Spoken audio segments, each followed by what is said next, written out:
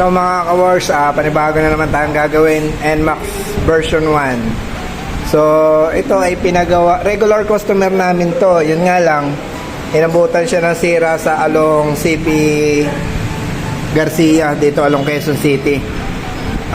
Hindi raw gumagana ang unit, hindi nag-i-start. So upon checking doon sa huling gumawa, yung carbon brush daw ng starter motor. So nagawa naman yung unit. After makauwi, bumigay na naman. Ito, pakita ko mga ka-works yung kanyang pinagpalitan.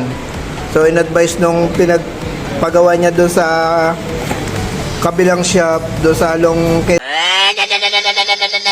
kung nababanggitin yung shop, pinabili na siya ng bagong starter motor.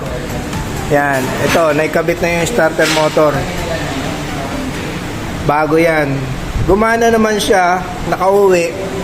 Yun nga lang, pag-uwi niya, sira na naman yung unit. So nag-decide kami na dali na lang dito kasi mahirap mag-home service. So upon checking, ito, chinek ko na mga ka-works. Ito. Hindi ko pa naman na-i-start, pero nakita ko na agad ang problema eh. Sa diagnose yan, yung starter motor niya, yung kanya starter relay. Yan, basang-basa ng tubig. Yan, tutulo-tulo pa yung fluid, yung tubig. So ang problema nito, posible mamaya double check ko pa rin yan, basang-basa yung kanyang relay. Sayang lang yung starter motor tsaka yung ginastos doon sa carbon brush, pinabili pa ng bago.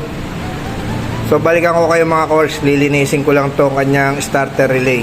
Ito yung nakikita kong problema, hindi yung starter motor. Napabili ng bago nang wala sa oras. So balikan ko kayo mga ka-works, linisin ko lang yung relay nya. Yan, malinis na. Yun nga lang, hindi na masosurvive kasi tinester ko na, hindi na talaga pwede. So kung mapapansin nyo, ito may tubig pa, yan tumulo. Kaya nasira ang relay. Pinabili ko na lang ng replacement. Yan relay na replacement pang Honda dahil wala kaming stock dito eh. Ang gagawin ko na lang para hindi siya nababasa ng tubig, dapat yan nakaganyan, nakatayo. Yung kinalas ko kasi nakaganyan, kaya nabababad sa tubig. Siguro yung muli nagkalas nito na itingala niya, kaya nabasa ng tubig, bumigay tuloy. So ito, start na natin yung unit.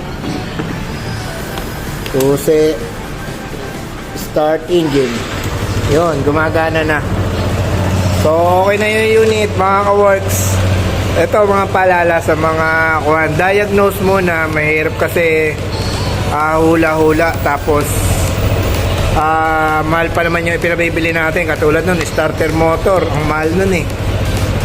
Pinagawa nito, ipapakita ko mamaya ang resibo kung magkano siningil.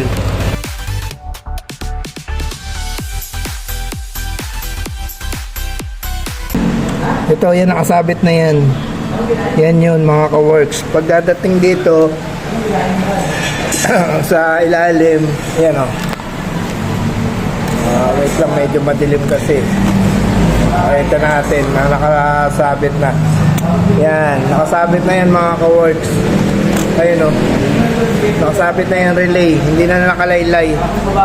Yan, kaya hindi yung mababasa. Pasensya ng mga ka-works at medyo madilim. Kita ba?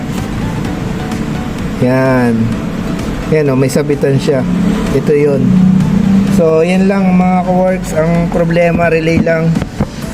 Nabaligtad lang nung pagkaka-install, tapos hindi agad na-diagnose ng maganda, kaya napabili ng relay. Napabili ng starter motor, napaginalaan tuloy ang starter motor nang wala sa oras.